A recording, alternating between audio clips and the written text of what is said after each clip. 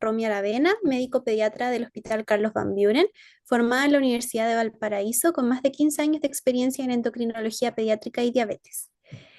Bueno, doctora, muchas gracias por la presentación y ahí cualquier cosa nos avisa durante la clase.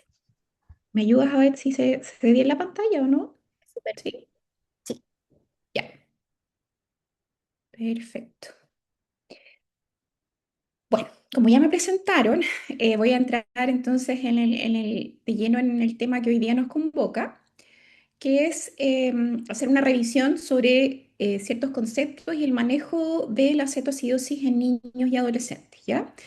A modo de introducción, les quiero comentar que todo lo que yo les mencione en esta presentación está basado en las recomendaciones de las guías clínicas de la ISPA, que es la Sociedad Internacional de Diabetes en pediátricos, en pacientes pediátricos y adolescentes, ¿ya? Y que su última actualización fue en el 2022, donde efectivamente publicó nuevas guías clínicas en relación al manejo de cetoacidosis y también de el estado hiperosmolar, ¿ya? Hiperglicémico hiperosmolar. Y estas guías clínicas de manejo cuentan con el respaldo, en el fondo, de todas las sociedades científicas donde hay expertos en relación a estos temas, ¿ya? No se han publicado cambios, por lo menos en lo que respecta a cetoacidosis a partir del 2022, ¿ya? Se han publicado en torno a otros temas de actualizaciones, pero no hay nada nuevo en relación a partir del 2022. Y ahí vamos a hablar en el fondo de ciertos cambios de paradigmas que ya se empezaron a plantear en el manejo de la cetoacidosis, por lo menos en edad pediátrica, ya en el 2018 y ya eso ya se asentó en el 2022. Entonces vamos a comenzar con la definición. ¿Qué entendemos por cetoacidosis? ¿Ya? Primero, destacar que esta es una emergencia metabólica y que es una complicación de la diabetes, ¿ya? Es una situación potencialmente mortal que ocurre secundario al déficit de insulina, que puede ser absoluto o relativo. Y esto, de todas maneras, en todas las situaciones va a ir acompañado de un aumento de las hormonas de contrarregulación, ¿ya? Entiéndase por estas hormonas glucagón, catecolaminas, cortisol y hormona de crecimiento. Este estado de déficit de insulina acompañado del aumento de las hormonas de contrarregulación va a desencadenar un estado catabólico severo que sin mediar tratamiento sí o sí va a conducir a la deshidratación y a la acidosis metabólica y eventualmente podemos tener un desenlace fatal, ¿ya?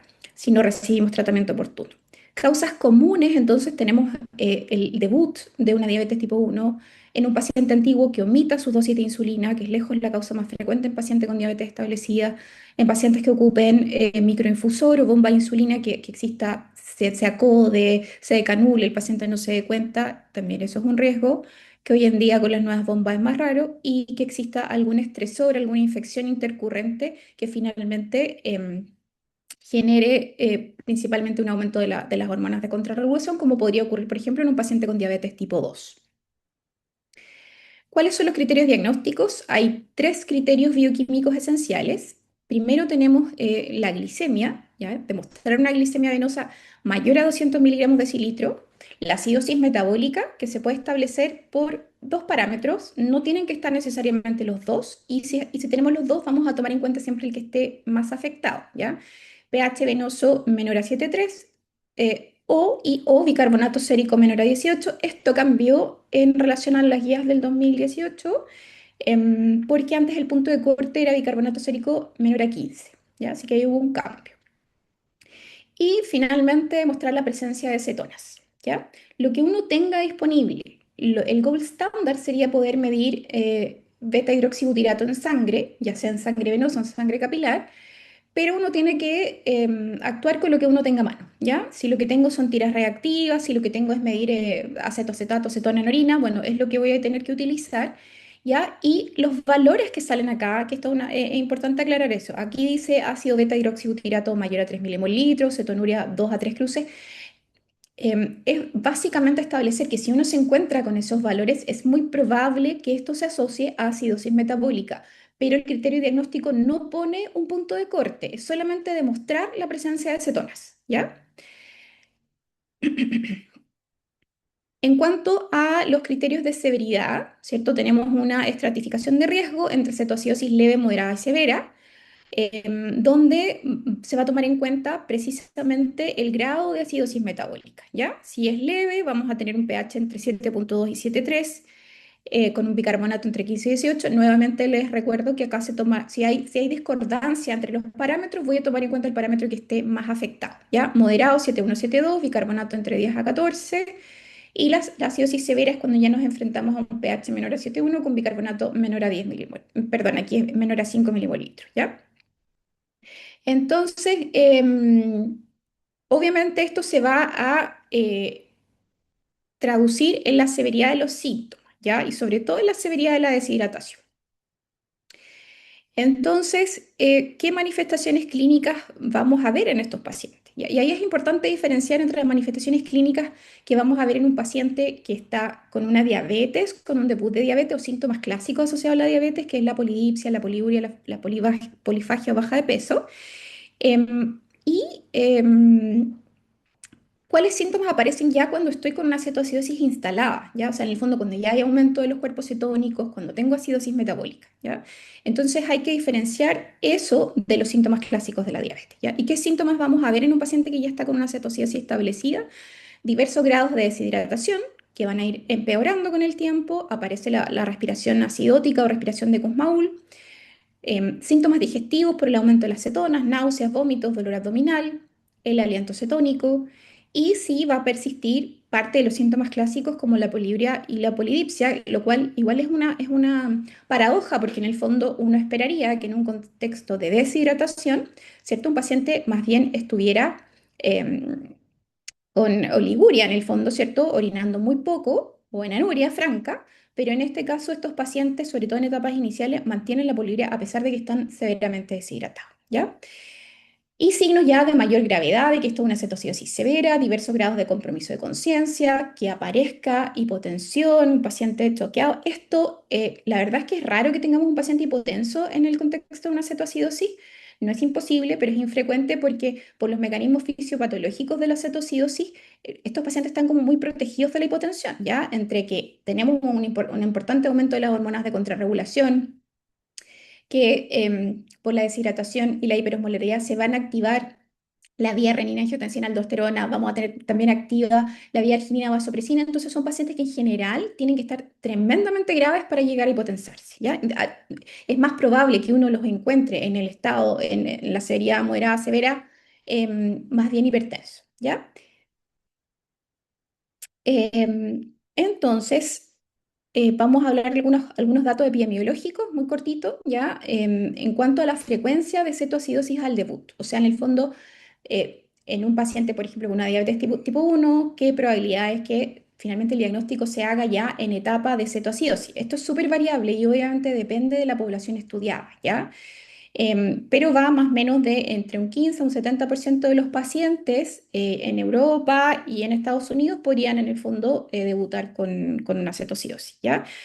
Hay una correlación inversa entre la incidencia regional de diabetes tipo 1 y la probabilidad de finalmente hacer el diagnóstico cuando estemos en cetocidosis, ¿ya? ¿Por qué le digo esto? Porque en el fondo lo ideal es que ojalá todos nuestros pacientes con diabetes y en especial con diabetes tipo 1 los podamos diagnosticar antes de la cetoacidosis, ¿ya? Cuando lo estamos diagnosticando en cetoacidosis, la verdad es que estamos llegando tarde para ese paciente. Estamos aumentando enormemente la morbimortalidad, estamos aumentando los costos asociados a salud y estamos generando también daño cerebral, ¿ya? Entonces, en un mundo ideal quisiéramos ojalá que todos nuestros pacientes los pudiéramos pesquisar antes, ¿ya? ¿Cuáles son los factores de riesgo para que finalmente un paciente con diabetes no se diagnostique hasta la cetoacidosis? Pacientes pequeños, menor de 2 años, hasta un 66% de los pacientes pequeños finalmente se va a diagnosticar ya cuando esté con la cetoacidosis establecida.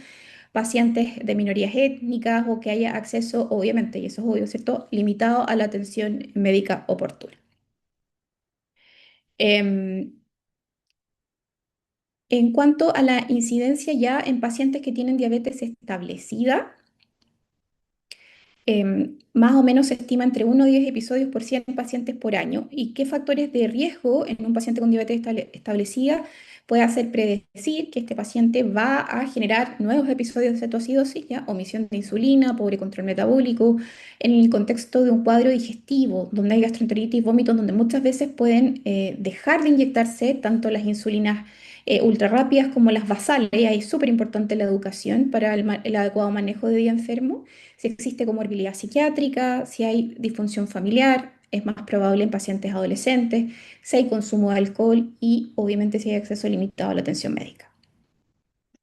¿Cuál es la morbimortalidad asociada a la cetoacidosis? Tiene una tasa de mortalidad que va del 0,15 al 0,3% y la principal causa de mortalidad es el edema cerebral en el fondo, ¿ya? Pero también podemos tener otras complicaciones graves que son más frecuentes, como por ejemplo los trastornos hidroelectrolíticos severos, sobre todo la hipocalemia, ¿ya? Pero no hay que olvidarse que estos pacientes, sobre todo por la diuresis osmótica, también pueden presentar hipocalcemia, hipofosfemia, hipomagnesemia, ¿ya? También podemos tener por un mal manejo hipoglicemia severa. Este es un estado en general protrombótico por el gran aumento de la osmolaridad, entonces también hay mayor riesgo de trombosis venosa, embolía pulmonar, mayor riesgo de sepsis y si hay compromiso de conciencia podemos tener también neumonía aspirativa, entre otras complicaciones que pueden surgir en una cetoacidosis. En cuanto a la fisiopatología, todo parte, como dijimos antes, con el déficit de insulina, que puede ser absoluto o relativo, y esto obviamente va a disminuir la utilización de la glucosa por parte de las células, ¿ya? Y finalmente, en el medio intracelular, la célula lo va a vivir como que estamos en un estado de ayuno, ¿ya? O un estado de inanición, y por lo tanto se van a activar todas las vías que fisiológicamente nos protegen en el ayuno, ¿ya? Entonces vamos a tener un aumento de las hormonas de contrarregulación, cortisol, glucagón, catecolaminas, hormona de crecimiento, pero también esto va a generar un estado proinflamatorio, que también contribuye a la fisiopatología, ¿ya? Al aumentar las hormonas contrarreguladoras, vamos a tener diversos efectos a nivel de músculo, tejido adiposo y a nivel hepático. A nivel muscular, vamos a tener aumento de los fenómenos de proteólisis y con liberación de aminoácidos. A nivel adiposo se va a activar la lipólisis con liberación de glicerol y ácidos grasos libres que van a servir como sustrato. En el caso del glicerol y los aminoácidos, va a servir como sustrato para la gluconeogénesis a nivel hepático y vamos a generar a partir de ahí nuevas moléculas de glucosa, ¿ya? Los ácidos grasos libres, por otra parte, van a, como dice acá la vía, ¿cierto? Van a finalmente ir a la oxidación de estos ácidos grasos libres y a la formación de cuerpos cetónicos, donde sabemos que lo que prioritariamente se forma en el caso de una cetoacidosis es el ácido beta hidroxibutirato, ¿ya?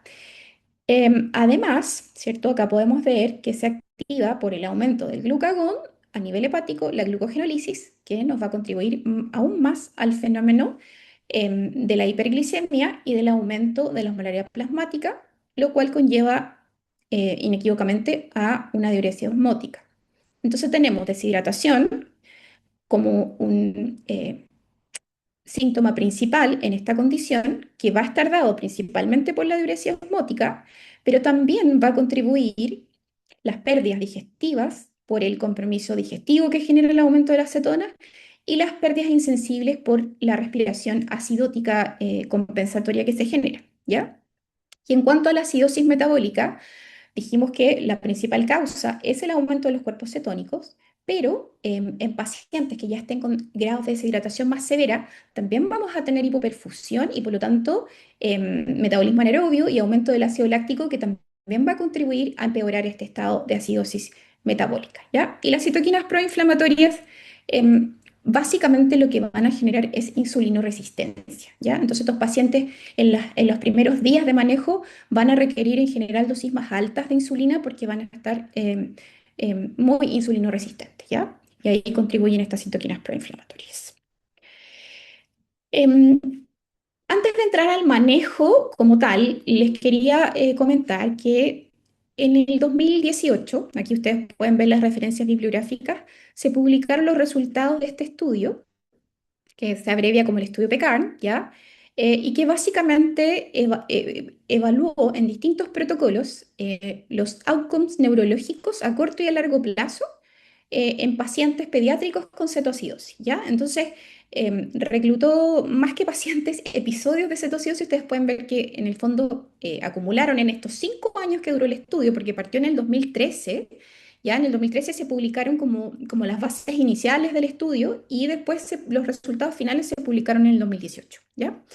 Entonces, finalmente pudieron acumular un N de 1.398 casos de cetoacidosis, 1.255 pacientes, y lo que hicieron en el fondo fue someterlo a distintos protocolos de uno de hidratación rápida versus lenta, y esos se subdividían en aquellos donde se hacía la reposición de volumen con una solución salina hipotónica y un fisiológico, solución isotónica, ¿ya? Entonces, estos eran los protocolos. Teníamos dentro del protocolo A, que era el protocolo de reposición de volumen más agresivo, donde se daban en el fondo bolos de resucitación em, que se pasaban de manera más rápida, ya donde se estimaban déficits corporales más importantes y donde finalmente el déficit se reponía en menor tiempo, ¿ya? En 12 a 24 horas. Ese grupo, el protocolo A, que era el de reposición más agresiva, se dividía en la reposición con solución salina al 0,45 y con solución salina al 0,9%. Y el protocolo B era un poquito más conservador, estimaban un porcentaje de déficit corporal menor, ya solo se pasaba un bolo, no había bolos adicionales como en fluidos de resucitación, y el déficit se reponía en 24 a 48 horas, y lo mismo, ya con solución isotónica, hipotónica. Entonces, finalmente, ¿qué ocurrió? No les voy a poner todos los detalles, pero las conclusiones más importantes es que no hubo diferencias significativas en la frecuencia de estado mental alterado o diagnóstico clínico de edema cerebral en ninguno de los protocolos de tratamiento. Y los outcomes neurocognitivos fueron similares en todos los grupos. Entonces, de esto se deduce, ya, o se infiere que el riesgo de injuria cerebral parece no estar asociado a los distintos protocolos de hidratación. Y la conclusión quizás más relevante para finalmente generar el cambio de paradigma en el manejo de estos pacientitos es que, por lo tanto, no se debería restringir innecesariamente la administración de fluidos si hay signos clínicos que sugieren la necesidad de expandir volumen circulatorio, ¿ya? ¿Por qué esto es importante? Porque cuando yo me formé, lo que aprendí era que efectivamente teníamos que ser muy cuidadosos con los fluidos de resucitación. Uno podía tener un paciente muy deshidratado, incluso mal perfundido, y éramos muy mezquinos en el fondo con los bolos que se administraban. Eran bolos de máximo 10 ml kilo, se pasaba muy lento en una hora, no se podía pasar más de un bolo y el paciente ahí seguía mal perfundido. Y todo esto era por el famoso fantasma del edema cerebral, del cambio brusco de osmolaridad, y había una serie como de cosas que uno aprendía en cuanto a no aportar tanto más de tanto volumen en las primeras horas, que en el fondo eran cosas que se iban traspasando de generación a generación, pero que los expertos en el tema empezaron a ver que, claro, todas esas recomendaciones surgían más bien de estudios observacionales, de datos epidemiológicos, pero no había nada realmente de investigación más seria hasta que surgió este trabajo, el estudio PECARN en el 2018, ¿ya? Em, entonces, ¿cuáles son los objetivos del tratamiento de la cetoacidosis? Y esto tiene un orden lógico, ¿ya? O sea, tiene un orden de relevancia e importancia. Lo primero es corregir la deshidratación, ¿ya? Queremos restaurar el volumen intravascular y la perfusión tisular. Segundo, corregir acidosis y revertir la cetosis. Y ahí, obviamente, nos va a ayudar a iniciar el tratamiento con los líquidos y la insulina. Tercero, corregir gradualmente la hiperosmolaridad y la glicemia. Cuarto, monitorizar complicaciones de la cetoacidosis y su tratamiento. Y finalmente, identificar y tratar eventos precipitantes, ¿ya? El manejo de estos pacientes siempre debe realizarse en una UCI pediátrica, ¿ya? O al menos en un centro que cuente con personal de enfermería, ¿cierto? Y con un laboratorio también que permita un monitoreo seriado de estos pacientes, ¿ya? Y también con un acceso pronto al especialista en diabetes. Por lo tanto, si yo me encuentro en un hospital de menor complejidad, son pacientes que tengo que estabilizar y rápidamente trasladar. Esto solamente se los dejo como recuerdo, que son fórmulas clave para evaluación y manejo en este escenario. Ya es importante conocer las fórmulas de superficie corporal. Yo sé que hoy día es el mundo de las guías y que probablemente ustedes todo lo van a buscar en alguna aplicación, pero igual es importante tenerlas a mano por si acaso. ¿Ya? Entonces tenemos la fórmula del anion gap, que en general va a estar aumentado en una cetoacidosis, ¿ya? Con valores habitualmente entre 20 a 30, em, pero cuando ya esto se suma a acidosis láctica, los valores son mucho más altos que si fuera solo por el aumento de las cetonas, ¿ya?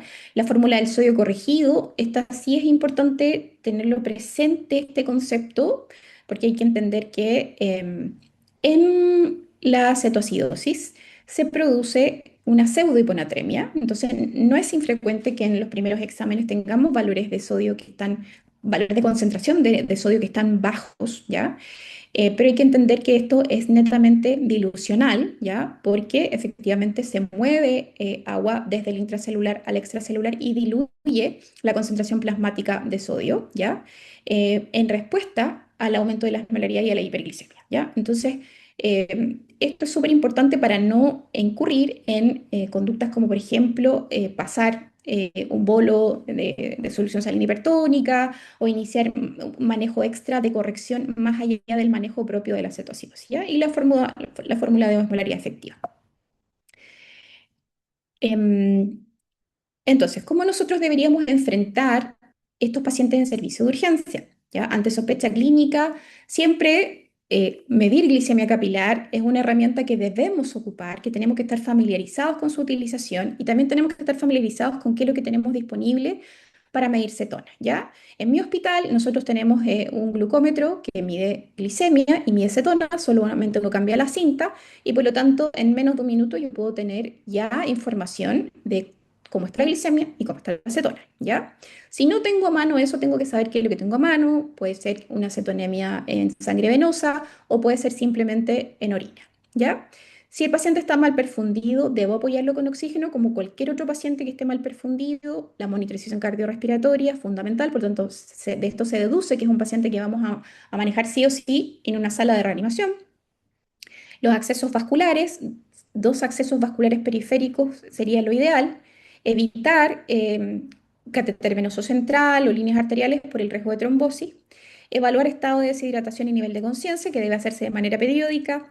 Evaluar si el paciente requiere, por ejemplo, instalación de sonda nasogástrica o si requiere algún catéter vesical, que no es algo que hagamos de rutina, pero en ciertas situaciones quizás puede ser necesario, ¿ya? Y siempre considerar la necesidad de iniciar profilaxis de trombosis venosa profunda, ¿ya? Sobre todo en pacientes mayores de 2 años o en aquellos donde efectivamente por la gravedad se tuvo que, digamos, acceder a una vía central, ¿ya? A una vía venosa central.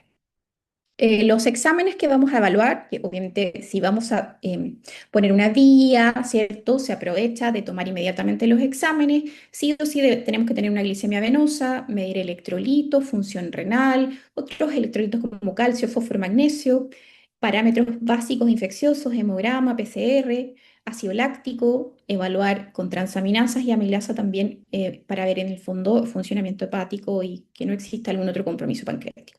Sí, dependiendo de la historia, de la anamnesis, de lo que encontremos al examen físico, eventualmente si hay signos de algún otro proceso infeccioso, considerar radiografía de tórax, hemocultivos, urocultivos.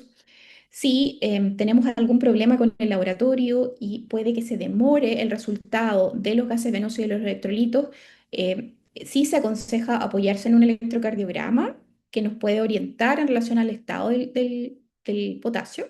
Y si hay compromiso de conciencia, considerar neuroimagen. ¿Qué otras cosas se recomiendan mientras yo permanezca con este paciente en el servicio de urgencia? ¿Ya? Sí es importante, si es un diabético conocido, poder registrar su protocolo de administración, cuándo se inyectó por última vez, preguntar si omitió dosis de insulina o pseudotransgresión alimentaria y identificar además posibles factores desencadenantes, ¿ya? Sobre todo factores infecciosos. Idealmente pesar y medir al paciente. Los cálculos, lo que recomienda el guía es que los cálculos se hagan con el peso actual, ¿ya? Si puedo tener la talla o estimarla y calcular superficie corporal sería ideal, pero al menos contar con el peso. Si el paciente cumple con criterios de cetoacidosis, inmediatamente solicitar cupo en unidad de cuidados intermedios y comenzar las gestiones para el traslado, ¿ya? No retrasar ese proceso. Si mi paciente va a permanecer en la unidad, en la unidad de emergencia donde yo esté, ya no puedo olvidarme de él solo porque ya hice el diagnóstico, hice las gestiones del traslado. Mientras permanezca en mi unidad, debo mantener monitorización clínica, al menos por horario, monitorizar los signos vitales, evaluación neurológica horaria también con la escala de Glasgow modificada, estar siempre atento a los posibles síntomas de edema cerebral, sobre todo si es una cetoacidosis severa y si es un niño pequeño, ¿ya? Registrar cantidades de insulina administrada y esto también es muy importante dejarlo por escrito. El balance ingresos-egresos parte desde que el paciente ingresa a la unidad de emergencia, ¿ya? Y si el paciente va a estar más de 2 horas, más de 3 horas conmigo, debo repetir exámenes en sangre venosa, ¿ya? No puedo quedarme con exámenes que ya tienen más de 3 o 4 horas de antigüedad porque estos pacientes se deterioran rápido y pueden ocurrir cambios rápidos, ¿ya? En cuanto a la fluidoterapia, ¿ya? La fluidoterapia también tiene objetivos, ¿ya? Y sus principales objetivos es restaurar el volumen circulatorio, poder reponer las alteraciones electrolíticas que se generen y sobre todo a nivel intracelular, ¿ya? Yo siempre digo en las clases que en cetoacidosis el medio que está más comprometido es el medio intracelular, que es precisamente el que no podemos ir a evaluar con parámetros de laboratorio, pero si nos acordamos de la fisiopatología, vamos a entender que lo que más está comprometido es el medio intracelular y que las acciones que nosotros tomemos van a ir principalmente a restituir ese medio, ¿ya? Mejorar obviamente la filtración glomerular. Y podemos dividir la fluidoterapia en dos partes, ¿ya? En los fluidos de reanimación inicial o para expander volumen, ¿ya? En aquellos pacientes que estén mal perfundidos, ¿ya? Yo puedo tener un paciente mal perfundido que está normotenso, pero ya está choqueado, o puedo tener un paciente mal perfundido que ya está hipotenso, ¿cierto? Con un shock severo. Y por lo tanto ahí sí o sí voy a necesitar fluidos de resucitación y de expansión de volumen, ¿ya? Entonces aquí ocupamos suero fisiológico. Si el paciente está mal perfundido, pero no está hipotenso, lo que recomienda la guía es 10 a 20 ml kilo en 20 a 30 minutos. Si las condiciones del paciente lo ameritan, lo puedo pasar más rápido y tener presente que debo evaluar la respuesta a mi primer bolo para ver si necesita un segundo o tercer bolo. Y si el paciente está francamente hipotenso, lo vamos a manejar como cualquier otro paciente hipotenso, 20 ml kilo, tan rápido sea posible, con reevaluación de estado circulatorio después de cada bolo, ¿ya? Lo cual, como mencionamos antes, es bastante raro que suceda en cetocidosis, ¿ya? Y después viene la segunda fase, que es la reposición del déficit de Beck y de los requerimientos basales, ¿ya? Esto podría ser con solución salina al 0,45 o al 0,9. Nosotros lo hacemos generalmente con fisiológico, ¿ya? Por lo menos en las primeras etapas. Y acá simplifica, en el fondo, cómo yo evalúo el estado de deshidratación y cómo voy a establecer el déficit que tengo que reponer. Y se estandariza a que si yo tengo un paciente que tiene criterios de cetoacidosis moderada, debo asumir que tiene entre un 5 y 7% del peso corporal como mínimo. No puedo asumir que tiene una deshidratación leve si la cetoacidosis es moderada. Y si es una cetoacidosis severa, debo asumir que tiene un déficit severo del 7 a 10% del peso corporal, ¿ya? Entonces, eso de alguna manera estandariza el manejo, porque sí, evaluar estado de deshidratación puede ser muy subjetivo y puede haber muchos cambios entre un evaluador y otro, ¿ya? El déficit en general se recomienda reponer en 24 a 48 horas. Solamente vamos a descontar fluidos endovenosos orales que se recibieron previamente si el paciente estaba bien perfundido. O sea, muchas veces ocurre que nos llegan pacientes trasladados de otros centros con una cetoacidosis leve o leve a moderada, que se ve súper bien hidratado, que está muy buen perfundido, con llene capilar bien, pulsos bien y que recibió mucho volumen en el traslado, ¿ya? Porque lo que uno ve en la práctica es que en general no se estima cuánto voy a administrar. Ponen un matraz de 500 y que pasen 1 hora, 2 horas y ahí queda, después otro matraz en el traslado de la ambulancia. Entonces, hay muchos pacientes que nunca requirieron fluidos de resucitación, que ya recibieron mucho volumen y eso sí tengo que descontarlo de mi cálculo en cuanto a la reposición del déficit de volumen, ¿ya? Y los requerimientos basales se podrían calcular por holiday en niños menores de 10 kilos, pero se recomiendan mayores de 10 kilos que sea por superficie corporal con la fórmula de 1500, ¿ya? O sea, 1500 por la superficie corporal que se estime. En cuanto a insulinoterapia, aquí quizás me voy a escapar un poco del objetivo de esta presentación porque en teoría es algo que no deberíamos, no debería tocarnos hacer en un servicio de urgencia y que estaría reservado principalmente ya cuando el paciente esté en la UCI, pero le dejo estos tips porque puede suceder, sobre todo en épocas donde tenemos las UCI colapsadas, porque, ¿cierto? Es época invernal, en pandemia, por ejemplo, pasó, ¿cierto? Con todo el tema del COVID, que las UCI estaban colapsadas, que efectivamente no había cupo para estos pacientes, ¿ya? Y me ha tocado enfrentar situaciones así.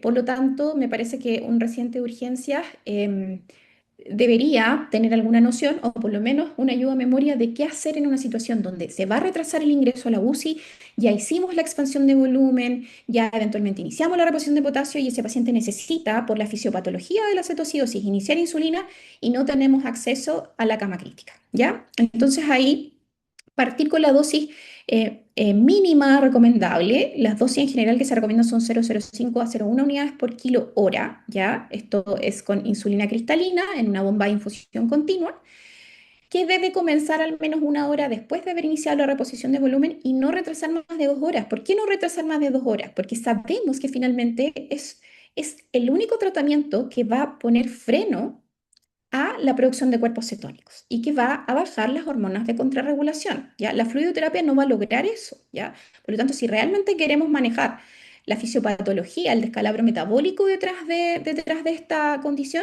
sí o sí necesitamos iniciar insulina, ¿ya?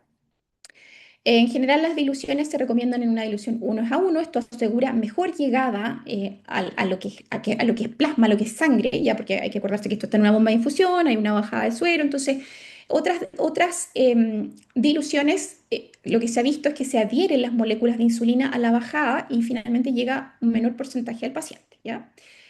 Acá, ciertos recordatorios o ayuda a memoria de cómo hacer los cálculos, ¿ya? Recordar que la insulina cristalina jamás se va a usar en bolo. Esto no es necesario y además es una situación tremendamente riesgosa porque podemos precipitar un edema cerebral, podemos precipitar un shock, ¿ya? Porque el paciente estaba como contenido por el aumento de la presión osmótica, la bajamos bruscamente y finalmente se nos hipotensa. Y por supuesto, y esto yo creo que lo que más frecuentemente vemos es exacerbar una hipocalemia, ¿ya? En general se recomienda mantener infusiones ojalá no más allá de 0,1 unidad kilo y mantener hasta haber alcanzado criterios de resolución de carga. O sea, la VIC tiene que mantenerse el tiempo justo y necesario, no prolongar más eh, y suspender apenas se alcancen criterios de corrección de la cetoacidosis. Los criterios de corrección de cetoacidosis son pH en el fondo mayor o igual a 7,3, bicarbonato mayor o igual a 18 y alcanzar un nivel de cetonas de 1 o menos, ¿ya? Entonces, uno alcanzado eso, debería suspender la VIC y pasar a las insulinas subcutáneas. Otra cosa que hay que tener en cuenta con la insulinoterapia es que obviamente durante la expansión inicial del VEC la glicemia cae abruptamente y de ahí en adelante y tras el inicio de insulina, esta debería disminuir a una tasa de más o menos 30-90 miligramos de cilitro por hora si estoy haciendo un buen manejo, ¿ya?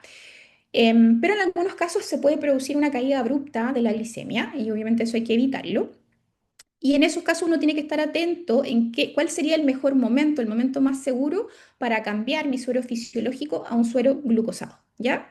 Entonces lo que se recomienda en general es que yo ya debería partir con un suero glucosado del 5% cuando la glicemia baje a valores cercanos a 250 a 300. Antes era como que había que esperar sí o sí los 250 y ahí recién partir. Hoy día no, es un manejo que en ese sentido es más agresivo en el sentido que podemos partir antes, ¿ya? Podemos partir con Peri 300, sobre todo si vemos que la velocidad de descenso de la glicemia es muy rápida, ¿ya? Si yo veo que mi glicemia va cayendo más de 90 miligramos de cilitro, parto nomás con una solución glucosada. Si cae aún más rápido, incluso puedo escalar a soluciones glucosadas al 10 o al 12,5%, pero el mensaje detrás de esto es que yo no debo suspender la VIC de insulina mientras no haya alcanzado criterios de corrección, ¿ya?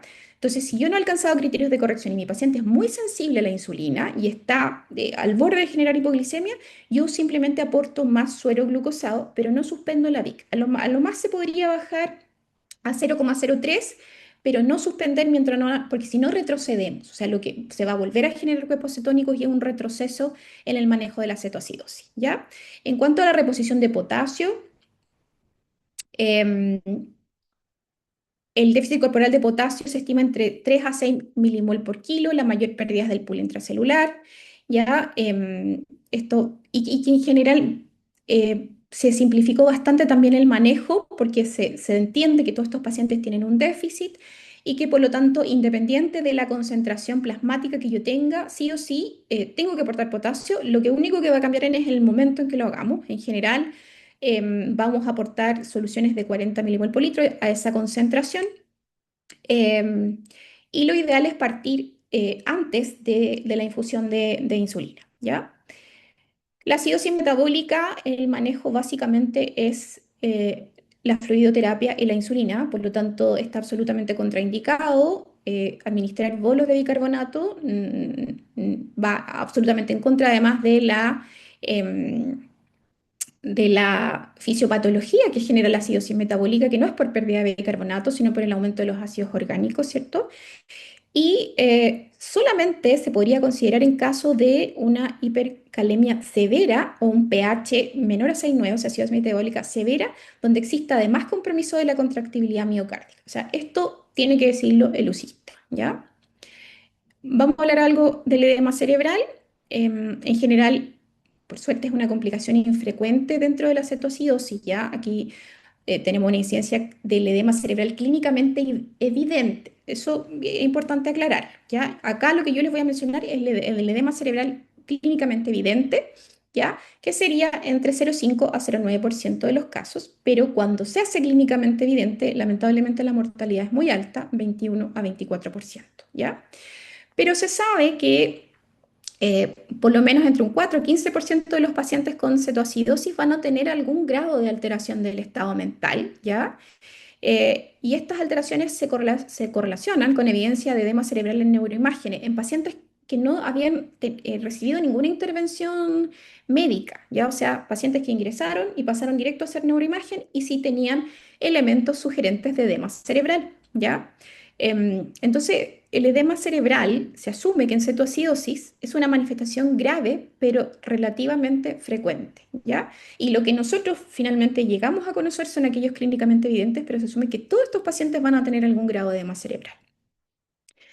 Hay mucha controversia en relación a finalmente cuáles son los mecanismos fisiopatológicos del edema cerebral en cetoacidosis, pero se asume que juega un rol muy importante la deshidratación en la hipoperfusión, ¿ya?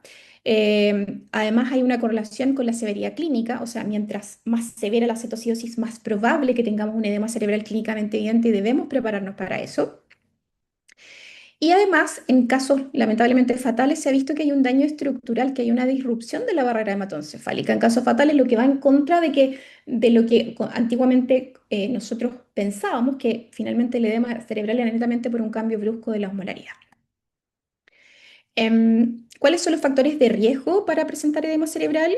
La menor edad al momento del debut y que el cuadro lleve una mayor duración sin recibir atención médica, ¿ya? O sea, en el fondo cetoacidosis severa, nuevamente, ¿ya? Hay otros factores de riesgo, pero que son más bien en base a estudios, datos epidemiológicos, descriptivos, ¿ya? Que se menciona mayor riesgo si el ingreso de hipocapnia severa, acidosis severa, si tenemos importante alteración de la función renal, ¿ya? Y esto era lo que nosotros aprendimos casi como que era la Biblia, que hoy en día la verdad es que em, como que no tiene mucho sustento, ¿ya? Pensar que esto puede ser por una cosa iatrogénica, como por ejemplo cambios bruscos en la anatomía o en la osmolaridad. Acá tenemos criterios clínicos para diagnóstico de edema cerebral, ¿ya? Los síntomas, los signos clínicos de presentación sería una respuesta anormal al dolor, posturas anormales de decorticación o descerebración, parálisis de nervios craneales del tercero, cuarto y sexto, patrón respiratorio alterado como la respiración de Cheyne-Stokes, ¿ya? Y se han mencionado criterios mayores y criterios menores que nos podrían de alguna manera hacer predecir que estamos frente a un edema cerebral con una sensibilidad del 92% si tuviésemos dos criterios mayores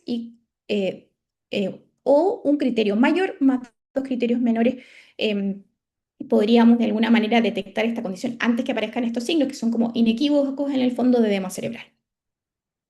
El tratamiento obviamente debe ser lo más precoz posible, ¿ya? En cetoacidosis severas, en la UCI debería estar ya sea el manitol o la solución salina hipertónica, debería estar disponible en la unidad, ¿ya? O sea, yo debería tener eso preparado, dejar la indicación clara a enfermería. Cuando dice debería estar en el velador del paciente, no es que esté ahí necesariamente, pero en el fondo yo tengo que en mi ingreso dejar mi plan de acción listo y tener, digamos, el preparado a mano, porque tengo que asumir que este paciente tiene alto riesgo de edema cerebral si es una cetocidosis severa, ¿ya?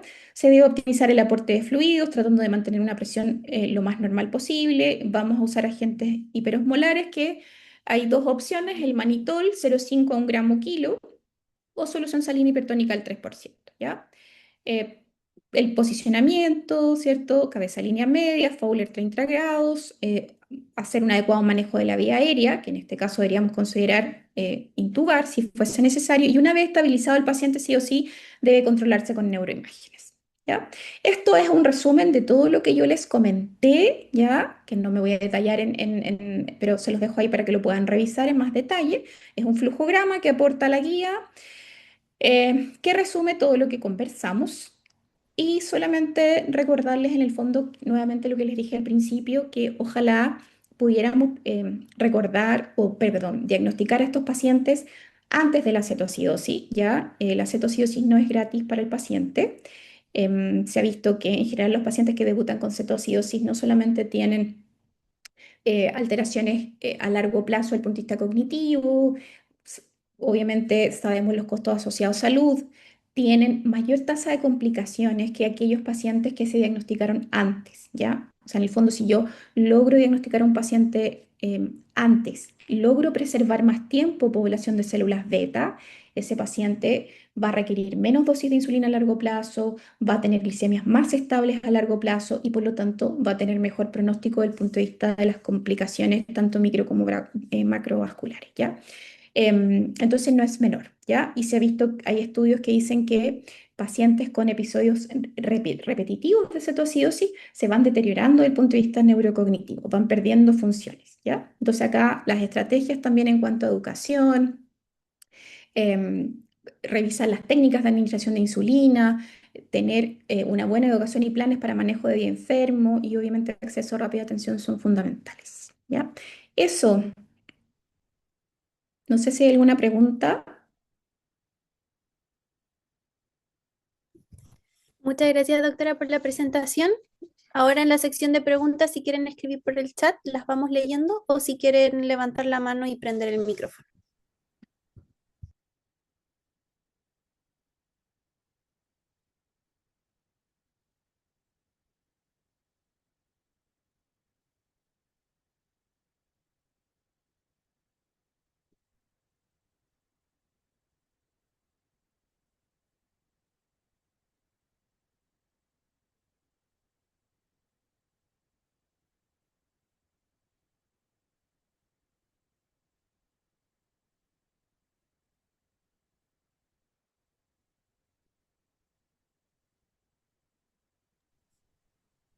Por ahora no ha aparecido ninguna pregunta en el chat. Buena Eh, pregunta, ya. Están dando las gracias, eso sí. Sí, veo estas manitos. Sí. Eh, yo creo que debe haber quedado todo claro, porque no hay más Espero, preguntas. Muy buena la clase, dicen por acá. ya, qué Así que bueno.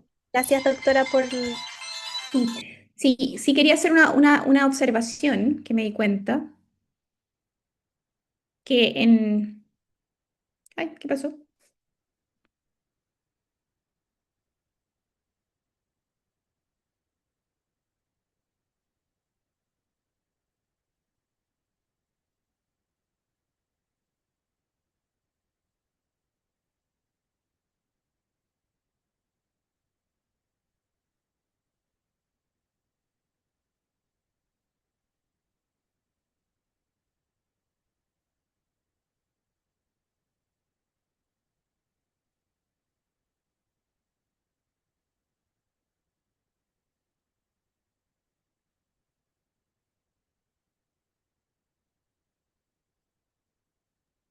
La doctora, sí, mi compañera estaba teniendo problemas con el internet. Sí, pasó, ya.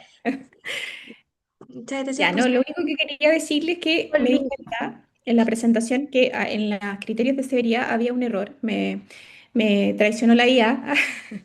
Así que ahí, en los criterios de severidad había un error ahí en los puntos de corte para que lo corrijan, ¿ya? ¿Ok? Eso. Y aparecía en el fondo como cetocidosis severa bicarbonato menor a 10 y es menor a 5, ¿ya? Por si acaso. Eso. Entonces no hay ninguna pregunta, quedó todo claro. Sí, no ha ¿Sí? habido ninguna pregunta en el chat. Ya. Perfecto. Sí, muchas gracias, doctora, por la presentación. Ya. Que estén bien. Chao. Chao, gracias. Bueno, damos por finalizada la sesión del día de hoy. Estaba programada una cápsula asincrónica que será subida al Drive, así que para que estén atentos. Y eso sería todo por hoy. Muchas gracias por la asistencia y cualquier cosa nos van contando. Chao, gracias. Bien, chao. Gracias.